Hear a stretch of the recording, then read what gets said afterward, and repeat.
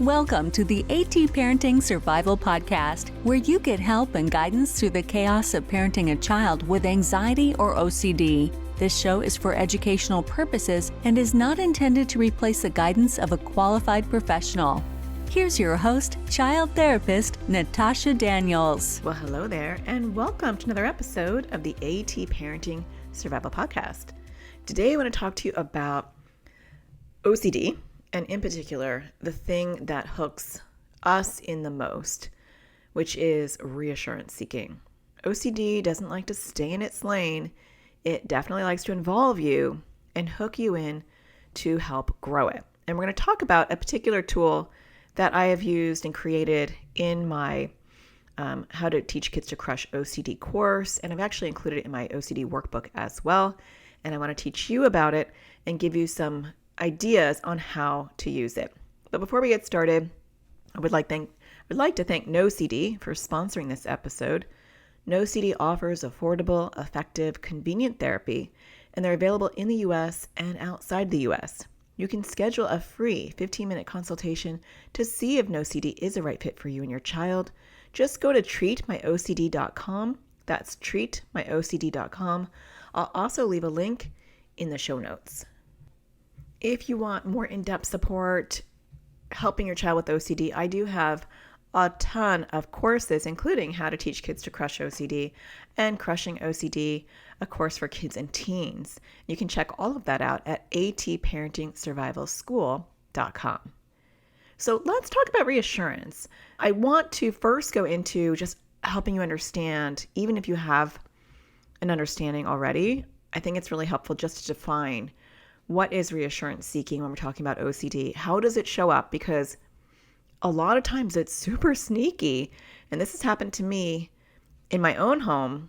And I really know OCD well, where I didn't realize I was talking to OCD until I was in the middle of an OCD conversation. And I'll share some of those with you because it can be really hard to differentiate.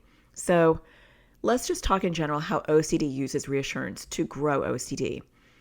It's very intuitive for us to support and reassure our children. And so when you get into the OCD world and you hear about pulling back your reassurance and how kids are reassurance seeking, and like that's a negative, it can actually be very confusing because it's just natural, maternally or paternally, to offer reassurance to our kids.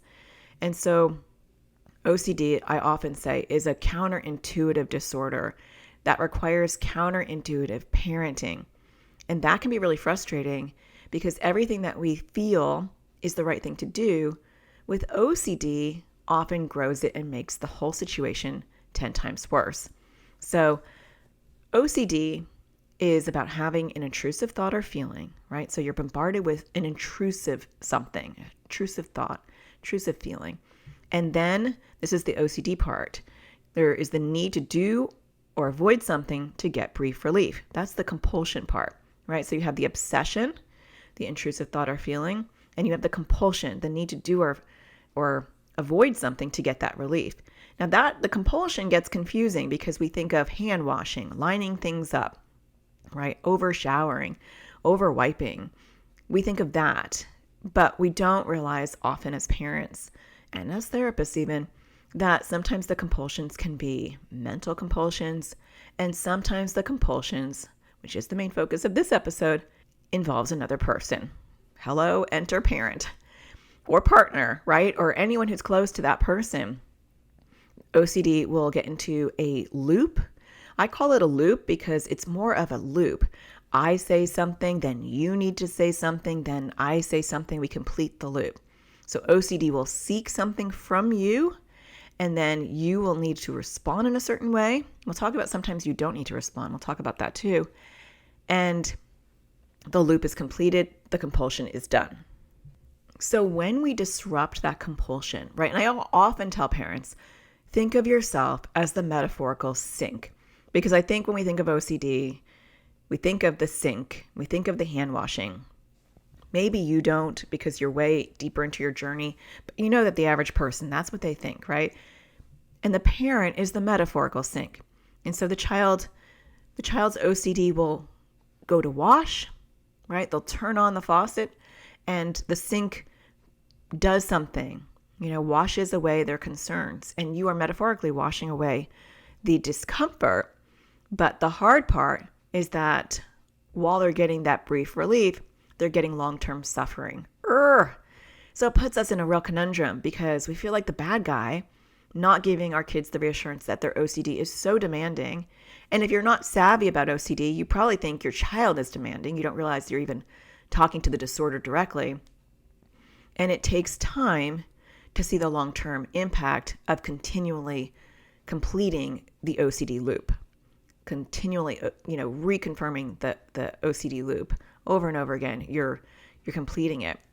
And it does take time to pull back and disengage. And I want to share with you a tool today that you can start using right away and add to your toolbox so that it can help with this real struggle of how to pull back reassurance without, one, feeling like a horrible parent, because it does make you feel horrible, and two, how to work ideally together as a team to crush OCD versus you against your child. And that's what I'm always trying to teach is if we can externalize OCD. Now, some kids won't allow this. They're not really in a space where they want this to happen. But in a perfect world, if we can externalize it, right? It's Mr. O, it's Mr. Bossy, or it's the annoying OCD, right? Even if they're a teenager or a young adult or an adult, you can still name it. Adults in therapy name their OCD. It's not a baby thing. But even if you don't name it, you can still personify it by the way that you talk about it. I'm sorry OCD is causing you struggle. I'm sorry OCD is trying to talk to me. I'm sorry OCD ruined that party for you. I'm still personifying it, right? I'm still talking about OCD like it's a thing, like a person. And that really helps distinguish it from who that person is. Because really at the crux of the disorder is OCD confusing the person about who they are, what their intentions are, and their own autonomy of being able to control their own behavior and their own desires. OCD hijacks that, and it puts them on a hamster wheel of what OCD wants. And OCD wants to put you on a hamster wheel as well. And so how do we get off the hamster wheel to help our child get off theirs? That's tricky, and we're going to talk about it. So reassurance seeking is a compulsion when it's OCD doing it and not your child. And how do you know the difference? We're going to talk about some examples because sometimes it's not clear. And you may not even know that it's OCD until you're in the middle of a conversation, like I said when I was with my daughter, and you either see the OCD theme really clearly, where you're like, oh my gosh, this is about her OCD theme. I'm not talking to her, I'm talking to OCD. Or you're like, I want to knock my head against the wall. We're going in a loop. I keep telling you this and you keep coming back and I'm not satisfying whatever you're trying to get from me, and you're asking it in a different way or you're repeating it. And I'm like, I already told you, right? So when you feel that frustration and your child has OCD, it might be because you're talking to OCD, because OCD isn't really satisfied with answers all of the time. Now, sometimes it is. Sometimes it's one and done. They want a particular thing from you and you fulfill it. And then OCD's like, yum, I just got bigger. I just had a great OCD meal. I'm on to the next thing. Now, tomorrow I'll be back. And then the next day I'll be back. And I'll keep coming back because you always feed me, right? Like a stray cat. But you may feel like you did something helpful in the moment because your child, their anxiety got relieved or their distress got relieved and they went about their business. But they did a compulsion. And really, the more that our kids do compulsions, the bigger those neural pathways get reinforced and the longer OCD stays. And so the ultimate goal is to disrupt those neural pathways. And the best way to disrupt those neural pathways is to not complete an OCD loop that you're a part of. We have very little control over what compulsions our kids do that do not involve us or anything that we contribute to. If they want to do mental compulsions all day long, they can, right? Our job in that situation is just to coach them, support them, teach them what are mental compulsions, which, by the way, I do have a whole podcast episode on. You can find it at episode 257. So if you go to my website at atparentingsurvival.com, scroll all the way to the bottom, or if you're on the phone, just go to the menu and look for the search button. And then even if you just put the number 257, The name of the episode is Helping Kids with what we call Pure O. So it's called Helping Kids with Pure O and Mental Compulsions. And I will go deep diving with you on that topic if you're kind of like, wait. I don't know what mental compulsions are. Can you go back on that topic? Not today, but you can check out the other episode for that. So let me give you some examples of reassurance seeking that is OCD flavored.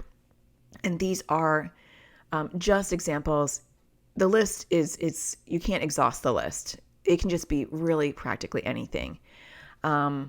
Moral OCD. I'm going to just go through different OCD themes and give you a flavor of what they can be. So with moral OCD, this one's really common where the child might confess having upsetting thoughts. I thought that you were fat, or I thought that I hated you, or I don't know if I love you, or I think today I cheated on my test. So sometimes they're confessions, like just, this is what I did. And it could be something they truly did in the past, or it might be something that they perceive that they might have done. I've had kids who have said, I think I had one kid who said, I think I unscrewed the screw on the bus car seat, like the floor, and loosened the seat. And the parent was like, why would you do that? Oh my gosh, why is he doing that? He didn't do it. He just thought that he might have. Or I thought that I cheated. I've had kids who have gone that, who've told the teacher, I think I cheated, and they didn't. And OCD is illogical and it makes people doubt. And so that's really the crux of it. But a lot of times the way that it involves us with moral OCD is that they need to confess just to get it off their shoulders. And we'll talk about this because sometimes they need you to say it's okay. And other times OCD gets pretty smart at outsmarting you and it just needs you to hear it. And then we'll talk about what do you do with that? Because sometimes you aren't part of the loop. Sometimes you evolve into just this object they need to confess it to or say it to. And then we'll talk about that after the break. But like, as far as how do you get around that with the tool that I'm going to teach you. So a lot of times though with confessing, it starts out with you making it better. Even if you lecture them and say, well, cheating is a really bad thing. It completed the loop. Or if you say, thanks for telling me that, or don't feel bad. We all have those thoughts. It doesn't matter if it's a positive or negative response. Any response to the confession is completing the loop. They might also ask you, are things bad? And so a lot of times it's like, is it bad if I blah, blah, blah? Would it be a bad thing if I did this, right? So really analyzing the rules of things in a nonsensical, irrational sort of way. So I'm just going to give you some light overarching examples. We're not going to deep dive in any of these particular themes. Moving on, contamination OCD, right? So there might be reassurance of, did you touch that? Did I touch that? Is this okay to touch? Is this okay to eat? If I, touched a Clorox wipe and then I made a sandwich, am I poisoned? Or, I think I touched egg yolk and then I did this. Is that okay? Does this look right? Does it smell right? All those kind of things in contamination OCD. Just right OCD, I'm just going through the list just to give you a flavor. They might have you do something. So it's a little bit outside of reassurance seeking, but I wanted to include it in this discussion because it does get you on a loop and it does involve you. So with just right OCD, they could do reassurance seeking. Did I wipe enough? Do I look clean? Can you wipe me? Does that look clean? Are my hands clean enough? Did I wash them long enough? Right? So a lot of just right stuff could be you being their gauge of, is it enough? Or they might have you repeat things. Can you say that again? Can you say that again? Needing to repeat over and over until it feels just right or it sounds just right can involve you. We have existential OCD themes. An example of that might be, how do we know we're really here? How do we know this is really happening? What's the purpose of life? So they might be engaging you in ruminating in their mental compulsion and involving you in that. Or I actually had this happen to me with my daughter where she had existential OCD where she was like, maybe that's not really my mom. And so some of her compulsions were reassurance seeking to see if I really am who I am. Are you really my mom? What's your favorite color, right? Because if you're really my mom, you'll know what her favorite color is. What's her favorite number? I was being quizzed. And I didn't know for a little while that she was having these intrusive thoughts that I may not be her mom, which is, by the way, a really common OCD theme. Harm OCD, So a lot of times with harm OCD, it might be, do I look depressed? Or it might even be confessing, I feel really down today. Do you think I'm depressed? Because there's a lot of intrusive thoughts that I may harm myself, but I don't want to. They might have confession thoughts of, I think I was going to kick the dog, or I think I wanted to kick the dog, or I think I want to hurt the neighbor. Just random intrusive thoughts. Similar to moral OCD, that confessing component is like the washing of the sink, right? It's like the hand washing. It like washes the overwhelm and the intrusive thought away. But you're not helping your child. That's what OCD wants. And it's so tricky to really understand this disorder because OCD is so irrational. And the interesting thing about OCD is that most people, depending on how old they are, they have insight that they know that this is irrational. And they know you're talking to OCD. They know that they're having this urge, this itch that's intense, that's driven by OCD. And so very rarely is your child clueless, once you start educating them about OCD, that what they're wanting is something other than for you to complete their compulsion. They may not have the words for it or be able to articulate that that's what they want you to do, but they know OCD is driving it, especially if you educated them. So after the break, we're going to talk about why giving the reassurance doesn't work, which I think we kind of covered a little bit. And we're going to talk about how to use reassurance cards, which was a game. It's not really a game, but it's a technique that I created to help kids who are constantly seeking reassurance due to OCD and help the parent as well. So stay tuned. We'll be right back. It's time we put help directly in our kids' hands. Introducing Crushing OCD course for kids and teens. It was way more helpful than all the other therapy we've ever done because we didn't really know what to do. So we weren't really doing it before. So the course helped to figure out what the exposures are and how to do them. We're not in therapy and find it really hard to find an ERP trained therapist here. So we're currently with like the public health service, but again, they don't seem to be trained in ERP. It's filled that gap that we don't have that was needed. This was really well timed for us to use between therapists and to help us get off to a good start with this new practice. It was easy to use. I was able to do it from my phone or also on the computer. There's different ages, so there were younger kids, there were teenagers, and so that was really nice too, to have a variety of ages where it wasn't just geared towards younger kids or older kids. It was a nice variety. It's helpful for our kids to hear it from this third party as opposed to just us saying it. I really like the offense and defense method. I love working on poking at OCD while it's sleeping. It makes it a little bit easier to do, and it's kind of fun. I'm planning on using it to work on my fear of holding or touching batteries and stuff like that. So it was really helpful, and I think a lot of other kids would like it. I thought that I was the only one who had worrying about the weather and stuff. And then there was somebody else on there who worried about the same thing, which was really helpful. Seems less scary to work on stuff now that I've watched this class, and I'm more interested to work on it. I like trying to do more exposures still, and before I wasn't, I just didn't want to do them. I've worked on some of my bigger compulsions and been successful. I realized that it was helpful to do the exposures. Before it was really, really hard. It's still hard, but it's helpful to know that I need to do them. Before there would be a lot of battles about it. So it is definitely less loggerheads. Really, really good course and super helpful. Definitely would recommend this. It's really easy to follow. It's nice bite-sized videos. I really like the worksheets that go along with it, and I think it's really helpful. To learn more about this course and register your child or teen, go to atparentingsurvivalschool.com. Welcome back. The first step when you're dealing with all of this is definitely educate your child. I do have a YouTube video on how reassurance is a compulsion, and it's a video for kids, teens, and young adults. So I will link it in the show notes and on my website so you can see that.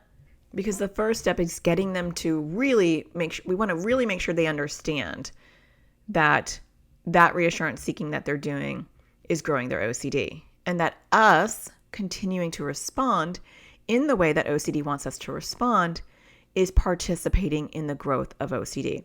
Because when we give reassurance and it's a compulsion, it's as powerful and as damaging as them going to wash their hands. All compulsions are equally damaging, whether it is mental, physical, or family involved. And there's no lesser impact kind of compulsion. And just because it involves you completing the loop doesn't mean that it's a lesser compulsion. They're all damaging. They're all continually growing and strengthening those neural pathways to make OCD strong. And we want to weaken those. And the way that we weaken them, like I said before, is disrupting those patterns and letting our children sit with the discomfort without scratching the itch that OCD wants them to scratch. Because ultimately, the goal is for us to teach our kids that they can handle the discomfort that the intrusive thoughts and feelings bring without doing the compulsion. And when they do that, they disrupt OCD, they disrupt those neural pathways, they break it down, and OCD gets smaller and smaller and less of an impact in their world and their life. It's hard though, because it's much easier to give in to OCD's demands in the short term and get that brief relief. But long term, it gets worse. And so we have to teach our kids that the only way to handle OCD is to go through it, to not scratch the itch, get off the hamster wheel, stand next to the hamster wheel and sit with that discomfort without doing what OCD wants. And OCD has a tantrum, gets upset, makes you feel even worse, and then it gives up. And that's really the ultimate goal, is to show that we can handle that over time. One small step at a time. It's not a one and done. It's over time, small increments, baby steps, so that we don't give our kids this feeling that they can't handle it. We want them to feel success. We want them to feel hopeful. And so we have to do this one small step at a time. And so that's why I created reassurance cards, and I started creating them. The first time I created them was when I was working on my How to Teach Kids to Crush OCD course. And I wanted to give parents a tool, like a hands-on tool that they could use with their kids, ideally in collaboration, so that the kids and the parents can partner up together to slowly, systematically pull back the reassurance one small step at a time. So I'll talk about what the reassurance cards are. If you have How to Teach Kids to Crush OCD in the course, you can go into that lesson and print those out. I think it's part 7. When I'm teaching you about ERP, exposure response prevention, I also give you reassurance cards. It's also in my new book, Crushing OCD Workbook for Kids. There is a lesson in that all about reassurance cards, because even though that book is for kids to take directly, I really wanted to motivate them to tackle their own reassurance, because it doesn't feel good for anyone, whether they're a child or an adult, who is on the hamster wheel of OCD reassurance seeking. It feels bad. It feels out of control. It feels like you can't rein it in. And so they don't want to be that way either.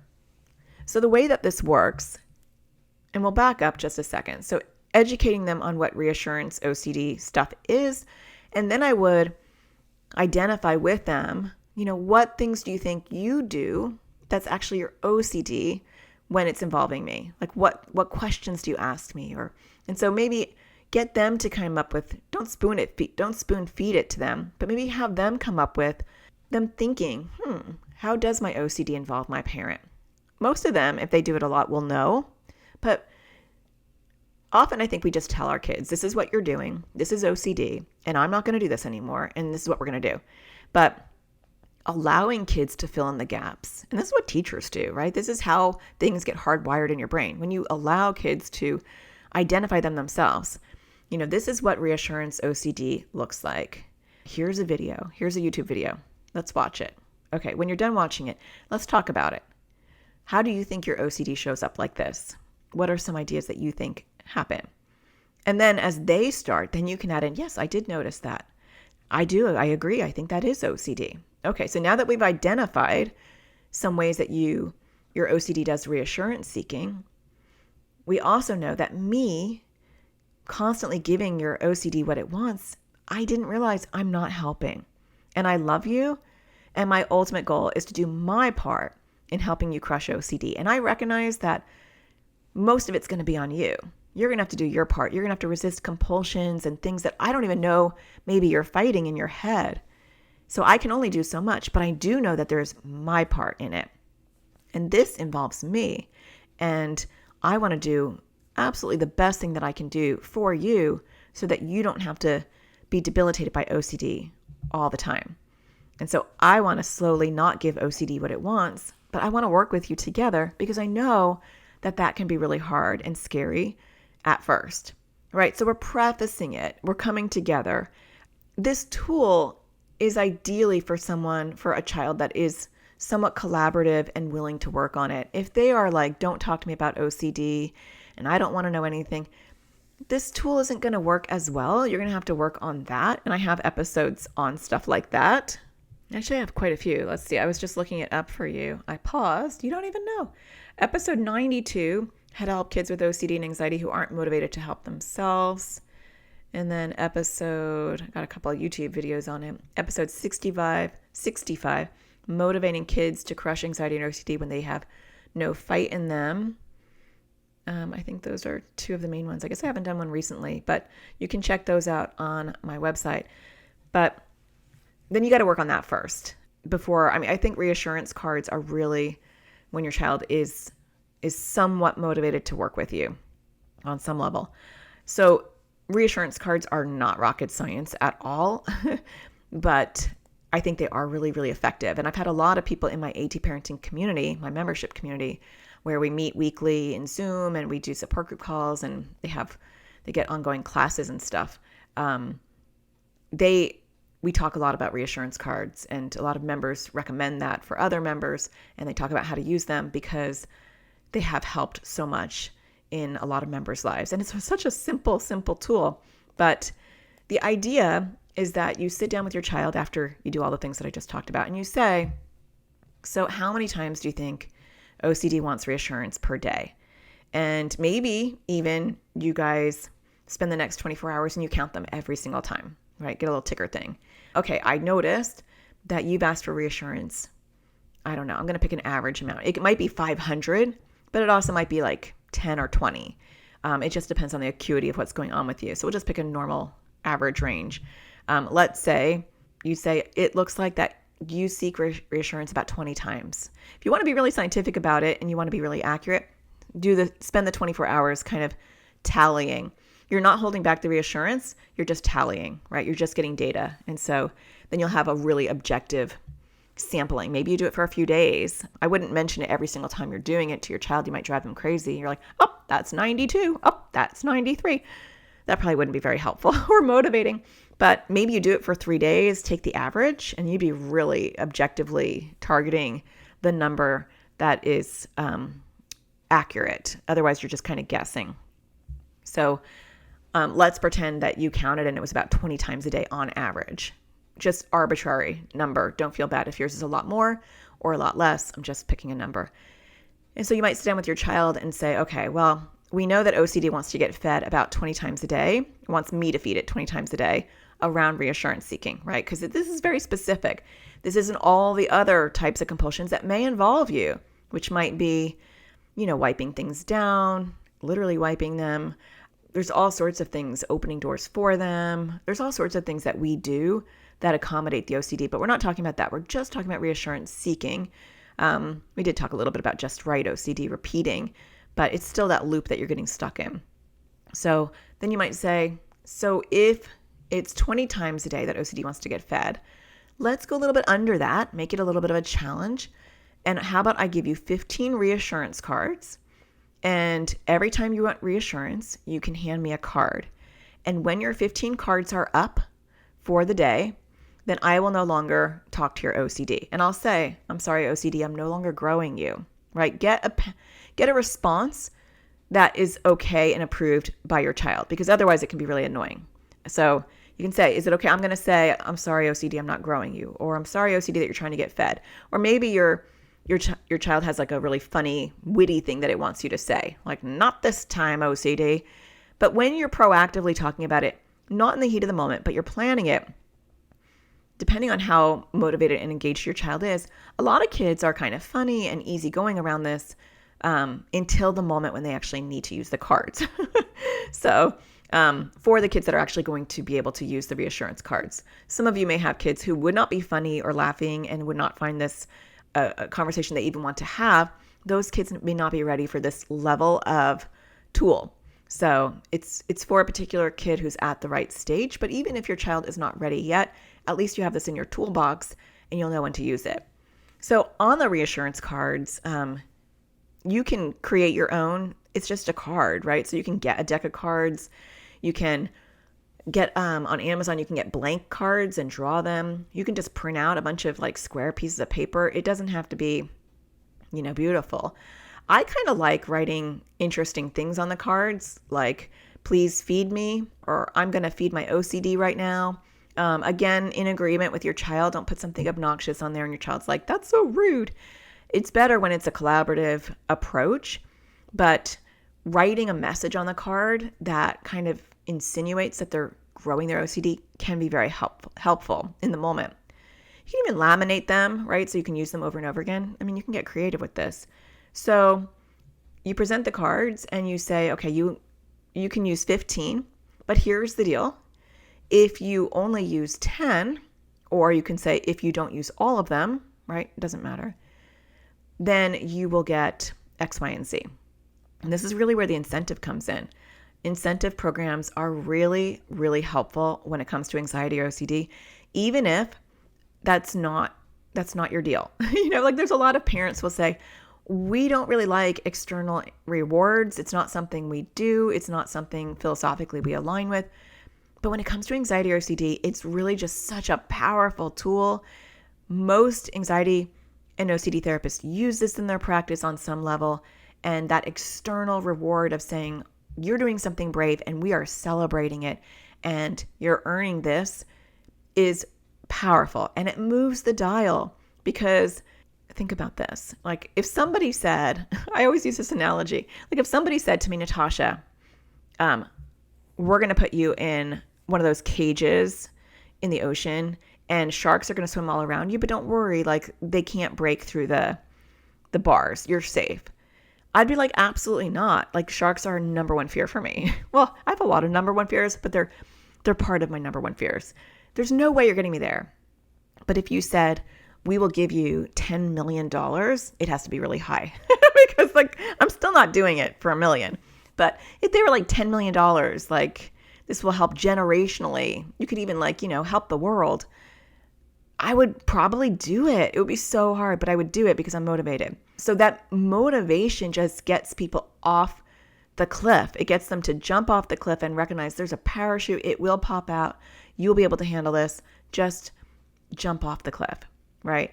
And I use that analogy because I think for us, a lot of times we don't understand the depth of our kids' discomfort or fear around their intrusive thought or feeling. And so to us, it's like, what's the big deal? Like, oh, he's going to have to not tell me that he had this bad thought. I mean, that's not that bad. Why should he get any kind of like prize for that? And we're not in their brain and we don't realize how paralyzing it is. We're asking them to do something like swim with sharks to them. I do have a whole podcast, not to keep referring to other podcasts, but it's incentive programs have to be crafted in a very particular way. You can't just have one. You have to understand the do's and don'ts of creating an incentive plan and how to make it effective for anxiety or OCD. And don't worry, I've got a whole podcast on it. Let me find it. Episode 123. It's called Developing Good Incentives to Get Kids to Work on Anxiety or OCD. I go through all the pitfalls, all the mistakes that I always see parents making when they say, I already tried an incentive plan and it didn't work, or we don't do incentive plans. Or even when I've seen teachers create behavioral incentive plans and I see, oh my gosh, like incentive plan, 101, they messed up, like they're doing like the very wrong thing that you should not be doing. So there are rights and wrongs for that. Listen to that episode and then you'll have those tools forever. Episode 123. And again, go to the search button at the bottom of my page. Type it in, type 123, and it'll pop up. But it is really important to incentivize them. So if you don't use all of your, reassurance cards, then you'll earn blah, blah, blah points. I use points at my house because I feel like I found that, and I'll go into this in that podcast episode. I guess I won't go into it here, but I use points because there's an immediate gratification of you just earned 5 points. Ding, ding, ding, right? That reward center goes off in the brain. And then the points mean something down the road. So there's like the immediate gratification, and then there's the long-term gratification, which might be the next day or the next week. In my house, there's a menu of things that they can, cash their points in for. And it's different at different times depending on their age. They're older now, 14-year-old, 12-year-old, almost 13-year-old. So they want teen stuff. They might want extra gaming time, or they might want a mouse, or they might want an app. It's different than when they were little and they wanted stickers and they wanted LOL dolls. It evolves over time, but they don't ever age out of that. You can find something that's reinforcing at any age. You just don't want it to be really big. And I talk all about that in that episode, so I'll stop talking about it here. But that's how you start. So your child, hands you in the card, and when they hand you a card, you give them the reassurance that they want. So you say exactly what OCD wants. You might say something like, oh, I'm sorry, OCD wants to get fed. And then you say what OCD wants to hear. When the cards run out, then you give that response of, I'm sorry, but OCD is not getting fed anymore, right? The next day it resets, they get their cards. Over time, when they keep using less and less of their cards, then you lower the number. So you keep lowering the number. So now it's 10. And if you can use less than 10, you earn blah, blah, blah points. Okay, now it's 5. And if you use less than 5, you earn blah, blah, blah points. So you keep going down. And the way that you keep going down is you gauge the distress. How distressed are they when they no longer have any cards? Are they bombarding you all day? Are they bombarding you once? Right? And so when they're tolerating it really well, then you say, okay, from now on, we're going down a little bit more. You want to do this slowly, but you want to keep up a pace. So that was just like canceled each other out, right? You have to gauge it. I've seen parents go too slowly where the kids could have handled it a little bit faster. And I've seen parents go too fast where the kids are not acclimating. They're not developing their skills to handle discomfort. And the parents are just like, we need to get through this deck. We want to get down to 0. That is the ultimate goal. But depending on where you're starting from, the acuity of your child's OCD and the level of distress they feel when you pull back, that's really going to decipher how quickly you pull back those reassurance cards. The ultimate goal is that you're not using reassurance cards anymore, that they're done, and you're not giving reassurance at all. But this is a really nice, effective way to systematically reduce the reassurance. And the reason why I like it is, one, I think it's visual. Well, I don't think. It is visual. And so they can see, how often they're getting compulsions done by the fact that they have to hand in those cards. That's really helpful. 2, because they tangibly have the cards in their hand, they can get a little bit more cautious about using them. Do I really want to use this card for this reassurance, or do I want to wait and see if this one will go away? Because I only have 2 more after this, and so I don't really know if I want to waste it on this particular need of reassurance. So it makes them delay because they don't want to always waste their cards, especially when you get into like the single digits. They get very careful about making sure that they don't waste a card. And so we get them to automatically do what I call in my How to Teach Kids to Crush OCD class, level 2, which is level 2 is delay the compulsion. They automatically do that with reassurance cards over time. And so it's a beautiful thing in that way. And the third thing is it also helps the parent, because how often do we cave and just give in one more time, or we say this one more thing? And so it keeps us honest too by, having a finite amount of cards. We see the cards going down, and we have to make a deal with ourselves that say, when the cards are gone, I have to stick to my guns. Because if I undermine the reassurance cards, I'm undermining this therapeutic approach that's there to help my kid with anxiety or OCD. And so I think sometimes when there are rules and it's like really concrete, it helps us stay true to where we want to be. It's easier to cave when things are a little bit blurry and there are no guardrails. There's guardrails on this because he's got 5 cards. No, he's got 4 cards. He's got 3 cards. He's got 2 cards. He gives me one more card and I can't reassure him anymore because that's my part of the game. That's my responsibility. That's my role. And so I think that can really help as well. So try that at home. Make your reassurance cards. If you have my course, How to Teach Kids to Crush OCD, you can print out the ones that I've already made for you and laminate them. That's what I would do in my practice, is the cards that you have in the course are the cards I used in my practice. And I would just cut them out. I would laminate them and cut them out, and I would give them to kids. And that was really helpful. So you can check that out. If you have my book, Crushing OCD Workbook for Kids, you can Crushing OCD Workbook for Kids. For some reason, I was like, that's not the name of it. I'm horrible at knowing my own books' names. Is that weird? I have a memoir coming out, which I think I've talked about once before on this episode, and on this podcast, and I continue to forget the name of the memoir, which is really sad, but it's called Out of My Shell. I do remember it now, because I'm like, remember, out. It's the first word is out. It's so ridiculous. But if you do have my workbook, you can use the cards and skip to that chapter where I do talk about reassurance cards, because that's a nice way to introduce that to your child if they're getting used to the workbook and they're getting used to doing the exercises in there. Some things I just want to say, some caveats as far as the struggle when kids are confessing and they're not needing anything from us. And so sometimes that happens, or they'll ask a question they don't need us to answer. Sometimes they're gauging our response. And so if they're like, can I eat this? And you don't respond, but they look at you and they'll say, well, if it was really bad for me to eat, you would have said something, and so I'm going to eat it. Or I did this bad thing, and you don't respond, but they look at your face, right? So if that's happening, one way to kind of alter the reassurance cards would be if you say anything to me out loud. If you say anything to me, you hand me a card. And so they may not be able to hand you a card and then you fulfill your end of the bargain by feeding OCD. It would be more of like, that's one card. You just used a card. And so you might have to keep a mental tally if they don't want to hand you over their card because they get upset. Because the other way that we're using reassurance cards is more like they're actively happy to give you a card because they want to cash it in.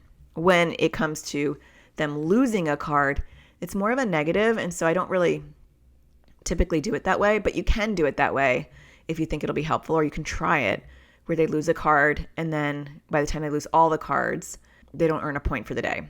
I guess that would be the reverse way to look at it. Just trying to help you think of other ways to be able to utilize that. I also want to answer, I don't know, like my mouth would not make the right word, answer.